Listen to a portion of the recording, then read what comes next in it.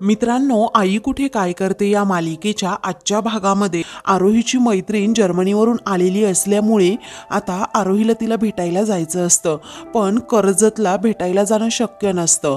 आरोही त्याबद्दल यशला म्हणते की काहीही झालं तरी मला जायचंय अरे तिला भेटायला. यश म्हणतो मग जा की. तेव्हा घरचे पाठवणार नाहीत, मी तुला सांगितलं ना यश, असं आरोही म्हणते. डोक्यात एक कल्पना येते की तू चल ना माझ्या बरोबर. तेव्हा यश म्हणतो की मी काय करणार आहे तिकडे येऊन. आरोही म्हणते अरे जर तू असशील ना तर आजी अजिबात नाही म्हणणार नाही. तेव्हा यश म्हणतो बरं बरं ठीक आहे, कधी जायचं आहे. मग आता आरोही म्हणते उद्या जायचंय. तेव्हा यश म्हणतो उद्या?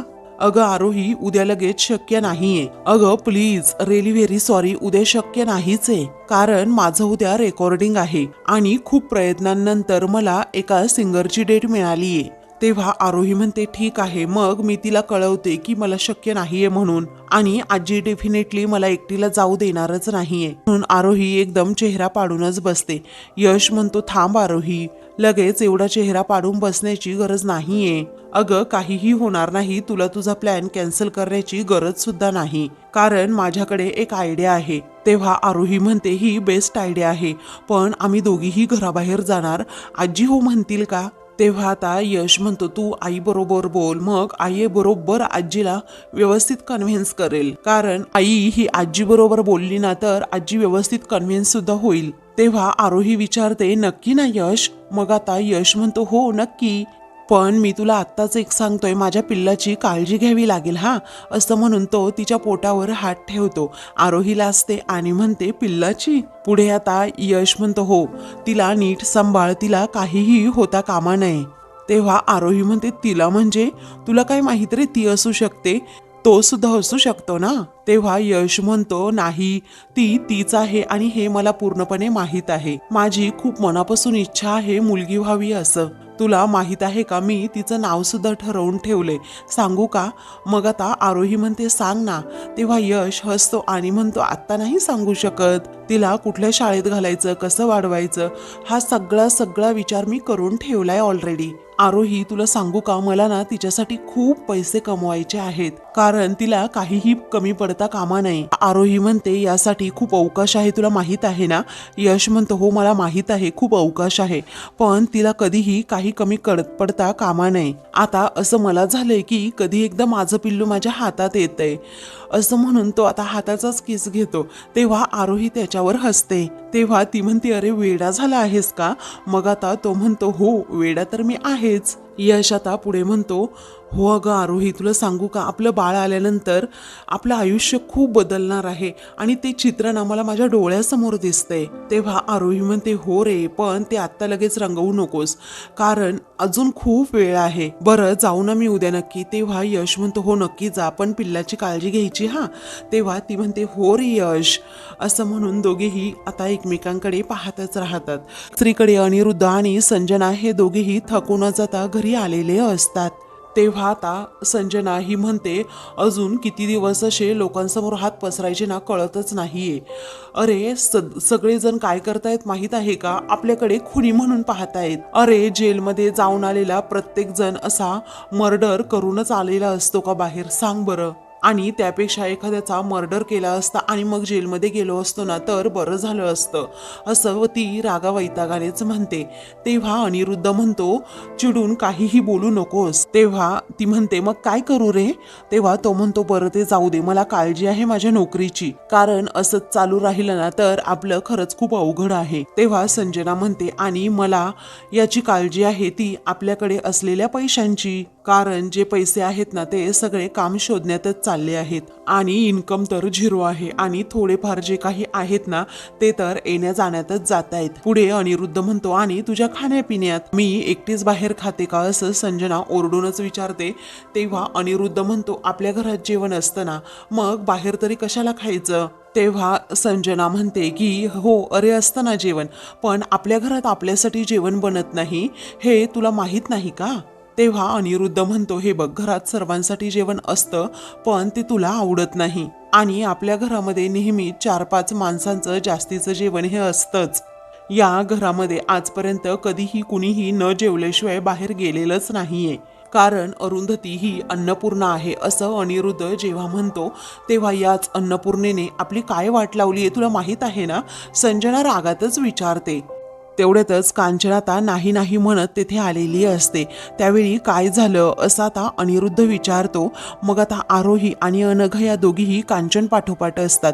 अरुंधती देखील कांचनला आता मनवत असते. मग आता कांचन तेथे बसते आणि म्हणते, अशा परिस्थितीमध्ये मी या आरोहीला कुठेही जाऊ देणार नाही. अनिरुद्ध पुन्हा म्हणतो, काय झालं ग आई, बोल ना, मला सांग ना, कोण कुठे जातंय. पण अनिरुद्धकडे दुर्लक्ष करत कांचन ही स्पष्टपणे नकार देत असते की कुणीही कुठे जायचं नाही म्हणून. मग आता अरुंधती म्हणते, कर्जत एवढं लांब नाहीये, जाऊ दे ना, तिची मैत्रीण जर्मनीवरून आली आहे. मग आता आरोही म्हणते, हो ना, बालमैत्रीण आहे माझी, पुन्हा गेल्यानंतर ती तिकडे मला भेटणार नाही कधी, प्लीज कर्जत एवढं लांब नाही, आणि अनघा आहे ना गाडी चालवायला. तेव्हा अनघा म्हणते, हो आजी, मी अगदी व्यवस्थित घेऊन जाईल तिला आणि व्यवस्थित घेऊन येईल. तरीही आता कांचनचा नकारच असतो. अरुंधती म्हणते, आई ऐका ना, अहो मुली आता लहान आहेत का मोठ्या आहेत, अहो जाऊ दे ना, त्यांना जायचं असेल तर, आपली अनघा कशी गाडी चालवते माहिती आहे ना.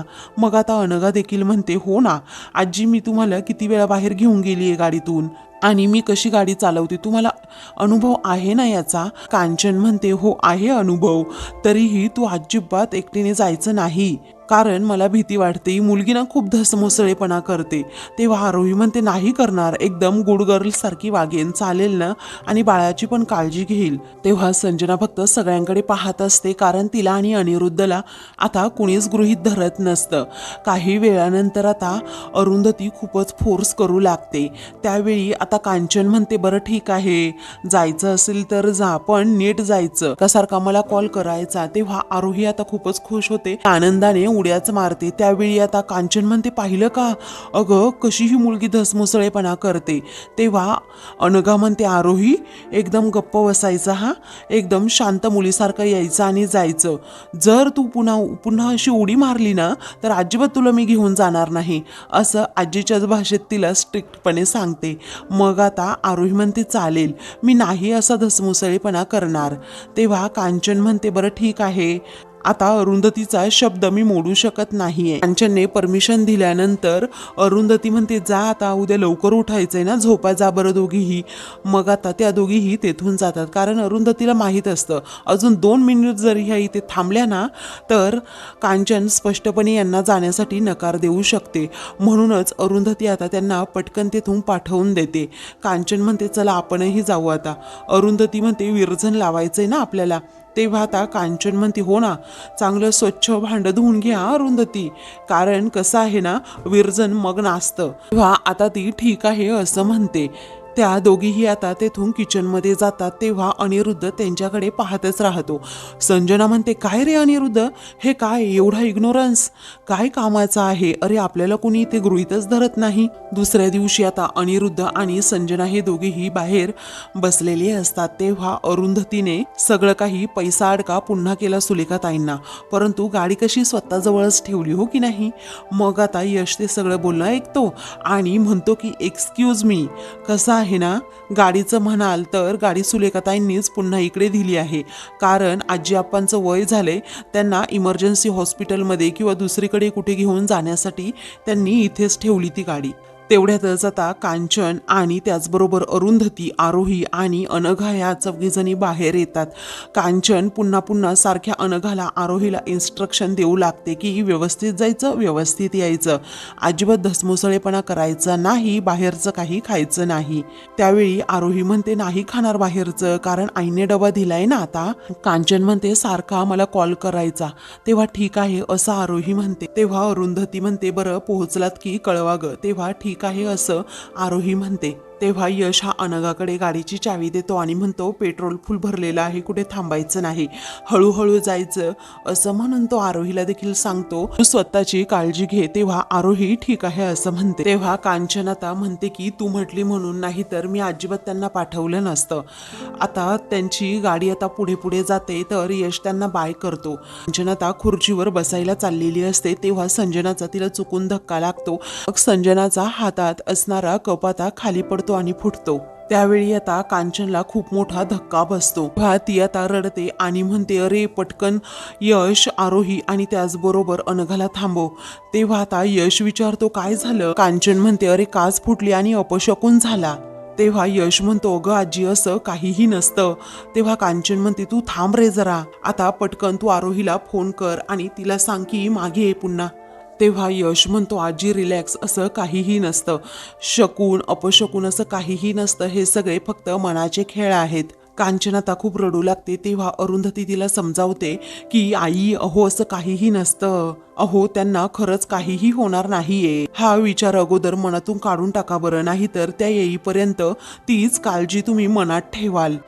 तेव्हा आता कांचन जरा शांत राहते, तर संजना लगेच पुढे येते आणि म्हणते, बापरे काच फुटणं अपशकून असतं ना. ती आता हात जोडते आणि म्हणते, देवा प्लीज ही आणि अनघा या दोघीही सुखरूप घरी येऊ देत. त्यानंतर आता संजना पुन्हा म्हणते, बापरे काच फुटली, असं म्हणून मोठ्या तोऱ्यातच ती आतमध्ये जाते. काही वेळानंतर आता कांचन ही घरात येते आणि मग अरुंधतीला म्हणते, अरुंधती ऐक ना अगं. तेव्हा ती विचारते, काय झालं आहे? मग आता कांचन म्हणू लागते, अगं आपण ना आरोही आल्यानंतर ना संध्याकाळी लगेच उद्या तिची ओटी भरून टाकूयात, चोरोटी, चालेल ना? त्यावेळी अरुंधती म्हणते, हो चालेल ना. तेव्हा कांचन पुढे म्हणू लागते, कसं आहे ना अरुंधती, अगं जर उद्या पोट दिसायला लागलं तर बायका लगेच आपल्याला बोलतील की आम्हाला नाही सांगितली गुड न्यूज म्हणून.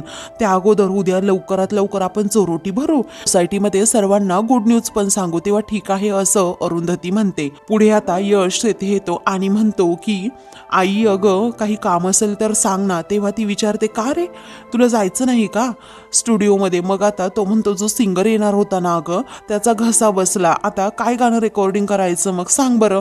त्यामुळे ते कॅन्सल झालं आज आणि मला आता खूप बोर झालंय, मी आरोहीला खूप मिस करतोय, तर तिच्याबरोबर गेलो असतो तर खूप बरं झालं असतं. मग आता बायको नाही तर लगेच तिला मिस करायला लागला का, असं कांचन म्हणते.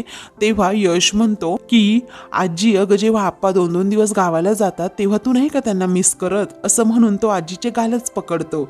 मग आता कांचन म्हणते, ओ हो, अरे कसलं मिस आणि कसलं काय, मला ना त्यांची फक्त आठवण येते, बाकी काही नाही. तेवढ्यातच आता यशच्या मोबाईलवर आरोहीचा फोन येतो. तेव्हा आरोही आता म्हणते, यश आम्ही पोहोचलो, मग आता तुझ्या आजीला सांग हे, असं आता यश म्हणतो. तेव्हा कांचन आता फोन घेते आणि म्हणते, आरोही व्यवस्थित पोहोचलीस ना ग? मग आता आरोही म्हणते, हो आजी अगदी व्यवस्थित पोहोचलो. कांचन पुढे विचारते, काही त्रास नाही झाला ना ग? आणि धसमुसळेपणा? आरोही म्हणते, नाही केला आजी, काही त्रास नाही झाला आणि धसमुसळेपणा सुद्धा नाही केला. आरोही म्हणते, हो आजी तुमच्या नाचसुनीला अगदी मी व्यवस्थित घेऊन आले आहे, तुम्ही काळजी करू नका. तेव्हा कांचन म्हणते, बरं ठीक आहे, पण तुम्ही एक काम करा हा, लवकरात लवकर तेथून निघा, दिवस आहे तेच. तेव्हा आरोही हो असं म्हणते. मग आता आरोहीची मैत्रीण तेवढ्यातच तिला आवाज देते. आरोही म्हणते, आजी मी फोन ठेवते हा, कारण मैत्रीण मला आवाज देते. तेव्हा ठीक आहे असं आता ती म्हणते आणि तेथून जाते.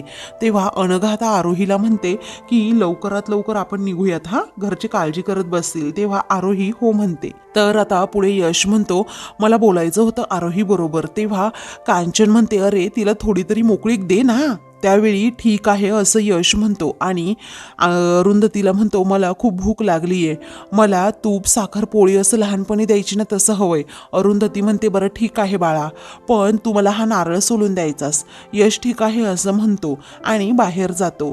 दुसरीकडे आता आरोही ही खूपच खुश असते, कारण खूप वर्षांनंतर ती तिच्या मैत्रिणीला भेटलेली असते. मग आता सर्वजणी अगदी आनंदाने उड्या मारू लागतात. अनघा म्हणते, अगं जरा हळू. त्यांचं थोडं बोलणं झाल्यानंतर आरोही म्हणते की ही माझी मोठी जाऊ अनघा, अशी सर्वांना ओळख करून देत म्हणते आणि म्हणते, मोठी जाऊ नाही, ऍक्च्युली ती माझी बहीणच आहे, खूप काळजी घेते माझी. तर आरोहीची जी मैत्रीण रुही जर्मनीवरून आलेली असते ना, तिची ओळख आरोही अनघाला करून देते. मग आता दुसऱ्या मैत्रिणी म्हणतात, आम्हाला वाटलं की रुही ही आता लग्न करतीये म्हणूनच आम्हाला इन्व्हाइट करायला इकडे आली. तेव्हा आता रुही म्हणते, नाही हा, एवढ्या लवकर लग्न नाही, कारण मला अजून खूप काही करायचंय, आईबाबांना प्राऊड फील सुद्धा झालं पाहिजे. पुढे आता रुही तिच्या आईबाबांबद्दल सांगत असते, ज्यांनी तिला अडॉप्ट केलंय ना त्यांचं नाव मला कमवायचं आहे, कारण त्यांनी खूप लाडाकोडात मला वाढवलंय आणि त्यामुळेच मी त्यांचं सगळं काही ऐकते, त्यांना प्राऊड फील होईल असंच मी वागणार आहे, असं रुही जेव्हा सांगते तेव्हा आता सर्वांनाच आनंद होतो. ही विचारते, मग तुझे घरचे कसे आहेत, तुझा नवरा कसा आहे? तेव्हा माझा नवरा लाखात एक आहे. मग आता दुसऱ्या मैत्रिणी सांगू लागतात, खरंच अगं तिचा नवरा ना खूप क्यूट आहे, खूप छान दिसतो. अगं तो आश्रमात आला होता ना तेव्हा आम्ही त्याला पाहिलं. तेव्हा आरोही खूप लाजत असते. तेव्हा रोही म्हणते, काय ग आरोही, चक्क तू लाजतीयस? तेव्हा आरोही म्हणते, तुला सांगू का, माझी फॅमिली एवढी सुंदर आहे ना की खरंच मला खूप जपते. आणि ते माझं सासर नाहीये, माहेरच आहे. ते मला कधीही सून म्हणून ट्रीट करत नाही, मुलगी म्हणूनच ट्रीट करत. मला कोणीही नसलं ना तरी ही सगळी नाती तेथे मिळाली आहेत. तेव्हा रोही म्हणते, तुला तेच हवं होतं ना आरोही, कारण लहानपणापासूनच तू खूप मोठ्या मोठ्या फॅमिलीची स्वप्न पाहायचीस. तेव्हा आरोही म्हणते, हो ना, अनाथ होते ना तेव्हा मला नेहमी वाटायचं या जगात तर माझं कुणीच नाहीये, मरेपर्यंत बहुतेक कायम मी एकटीच राहणार. पण ज्या मुलाबरोबर आयुष्य रंगवण्याची स्वप्न पाहिली होती त्या मुलाने तर मला सोडून दिलं. पण तुला सांगू का, यश माझ्या पाठीमागे अगदी खंबीरपणे उभा होता. त्याने माझी साथ कधीही सोडली नाही. त्यावेळी आता यशबद्दल ती अगदी भरभरून सांगत असते. त्यावेळी तू तुझ्या यांना कधी भेटवणार आहेस आम्हाला, असं आता रुही विचारते. मग आता आरोही म्हणते, एक काम कर ना, तुम्ही सगळेजण माझ्या घरी या, म्हणजे कसं ना घरातील सर्वांची तुमच्याबरोबर भेटसुद्धा होईल, हो की नाही अनघा? मग आता अनघा म्हणते, हो सगळ्याजणी या. तेव्हा आता चला खूप भूक लागली आहे, मग आपण जेवण करून घेऊयात, असं आता रोही म्हणते. तेव्हा आरोही म्हणते, हो चालेल ना, तशीही माझीही जेवणाची वेळ झालीच आहे, असं म्हणून सर्वजणी आतमध्ये जातात. तेव्हा अनघा म्हणते, आरोही ऐक ना, अगं बाहेरचं काही खाऊ नको, चायनीज वगैरे आहे तिथे, आपल्याकडे डबा आहे ना तेच तू खा. तेव्हा ठीक आहे असं आता आरोही म्हणते. आता दुसरीकडे अरुंधती ही मार्केटमधून घरी आलेली असते आणि कांचनला सगळं काही सामान दाखवते की आरोहीची चोरोटी भरण्यासाठी सगळं सामान मी घेऊन आली आहे. मग आता उद्याचा मुहूर्त खूप चांगला आहे, मी पंचांगामध्ये पाहिलंय, असं आता कांचन म्हणते. तेव्हा अरुंधती म्हणते, हो मग काय, आपण उद्या चोरोटी भरायची आहे. त्यावेळी ह्या मुली राहिल्या कुठे पण, असं कांचन विचारते. तेव्हा अरुंधती म्हणते, येतील त्या. मग संजना देखील म्हणते की कसं आहे ना, जरा गेल्यात किती दिवसातून बाहेर, एन्जॉय करू द्यात, सारखं आपलं भुणभुण करत राहायचं त्यांच्यासमोर. तेव्हा तुला कुणी काही बोललंय का, तुला विचारलंय का कुणी, मध्ये कशाला नाक खूप असतेस ग, असं कांचन संजनाला टोमणा मारत म्हणते. तर इकडे सर्वांचं जेवण झालेलं असतं आणि मग सर्वजणी पत्ते खेळत असतात. तेव्हा रुही विचारते, जेवण कसं झालं? आरोही म्हणते की खूप छान झालं. मग आता मी थोडं थोडं खाल्लं ना तुमच्यातलं. तेव्हा रुही म्हणते, अगं पण मला एक कळत नाही, असा डबा वगैरे चक्क तू घेऊन आलीस, मला याची आयडिया नव्हती, का बरं तुझ्या सासूबाईंनी डबा वगैरे दिला असेल? तेव्हा आरोही म्हणते, कसं आहे ना अगं, असं म्हणून ती सांगणार असते. तेव्हा आता अनघा म्हणते, तिची तब्येत, आमच्या आईंनी घरून डबा दिला, बाकी काही नाही. तेव्हा ठीक आहे असं रुही म्हणते. तर आता तुम्ही सुद्धा जर्मनीला या ना कधीतरी, असं रुही आता म्हणते, तू आणि यश दोघेही मिळून. तेव्हा आरोही म्हणते, अगं जर्मनीला यायचं इतक्यात तर शक्यच नाही, कारण आता काही महिने तरी येता येणारच नाही. त्यावेळी काय झालं, असं आता रुही विचारते. तेव्हा आरोही म्हणते, आता पुढे आलो ना तरी आम्ही दोघे नाही तिघे येऊ. तेव्हा काय झालं, बोल ना पटकन, असं सर्वजणी विचारू लागतात. आरोही अनघाकडे पाहते. तेव्हा अनघालाही समजतं हिला तिच्या मैत्रिणींना गुड न्यूज सांगायची आहे, म्हणूनच ती आता म्हणते की सांग. आरोही म्हणते की मी प्रेग्नेंट आहे, असं म्हटल्याबरोबरच सर्वजणी तिला आता मिठी मारतात आणि म्हणतात, कॉंग्रॅच्युलेशन्स. तेव्हा अनघा म्हणते, हळूहळू, जरा हळू. तर आता दुसरीकडे अरुंधती आणि कांचन या दोघीही अजूनही गप्पा मारत असतात. संजना आता त्यांच्या बोलण्याकडे दुर्लक्ष करत असते आणि सारखी मोबाईलमध्ये डोकं घालून बसलेली असते. त्याच वेळी आता कांचन ही म्हणते की अगं अरुंधती, आपण चोरोटी भरल्यानंतर सर्वांना सांगायचं पण हां. अरुंधती हसते आणि म्हणते, हो आई, तुमच्या मनासारखं करूयात, सांगूयात ना, फक्त उद्या ही ओटी तर भरून जाऊयात. ठीक आहे असं आता कांचन म्हणते. तर ते चोरोटीचं सामान अरुंधती म्हणते की मी ते किचनमध्ये ठेवू का आई? आहे ना, आत्ता ठेवलं म्हणजे उद्या लगेच आपल्याला तयारी करायला. तेव्हा ठीक आहे असं कांचन म्हणते. मग आता अरुंधती चाललेली असते ते सर्व काही सामान घेऊन किचनमध्ये. तेवढ्यातच संजना आता तेथे येते. तिचं लक्ष मोबाईलमध्येच असतं.